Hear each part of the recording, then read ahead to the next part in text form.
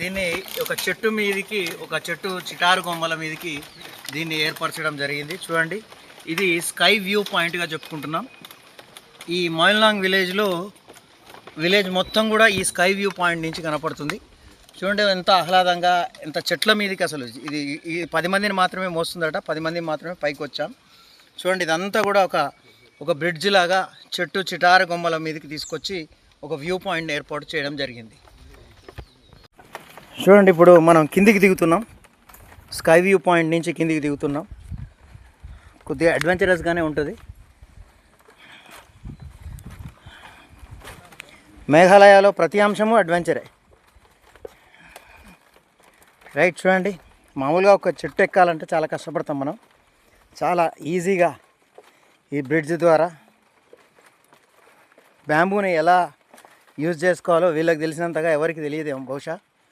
ఎందుకంటే ఇంట్లో ఉన్న వస్తువులు దగ్గర నుంచి బ్రిడ్జ్లు, డ్యామ్లు వరకు కూడా వీటితోనే నేర్పిస్తున్నారు. Really wonderful. వీళ్ళ సంస్కృతి అంతా బ్యాంబూతోనే ముడిపడి ఉంది.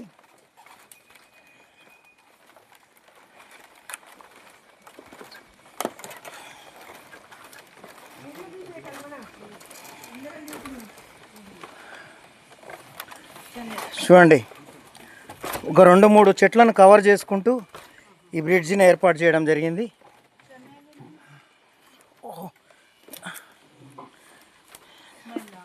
అక్కడక్కడ జారుతూ ఉంది. సూపర్, అద్భుతమైన అరేంజ్మెంట్ ఇది. మా వాళ్ళు జారితే కూడా అద్భుతం అంటారు, కానీ ఆ జారుల్లోనే ఉంది ఎగ్జైట్మెంట్. పడకుండా ఇవి ఉన్నాయి. చూడండి, ఇక్కడ పనసకాయలు కూడా ఇక్కడ. వావ్, ఇంటింటికి ఇలాంటి చెట్లు అనేకం. Totally lot of excitement with this bridge. Lot of excitement. దీన్ని ఒక చెట్టు మీదకి, ఒక చెట్టు చిటారు కొమ్మల మీదకి దీన్ని ఏర్పరచడం జరిగింది. చూడండి, ఇది స్కై వ్యూ పాయింట్గా చెప్పుకుంటున్నాం. ఈ మొయిల్నాంగ్ విలేజ్ మొత్తం కూడా ఈ స్కై వ్యూ పాయింట్ నుంచి కనపడుతుంది. చూడండి ఎంత ఆహ్లాదంగా, ఎంత చెట్ల మీదకి. అసలు ఈ 10 మందిని మాత్రమే మోస్తుందట, 10 మంది మాత్రమే పైకి వచ్చాం. చూడండి, ఇదంతా కూడా ఒక బ్రిడ్జ్ లాగా చెట్టు చిటారు కొమ్మల మీదకి తీసుకొచ్చి ఒక వ్యూ పాయింట్ ఏర్పాటు చేయడం జరిగింది.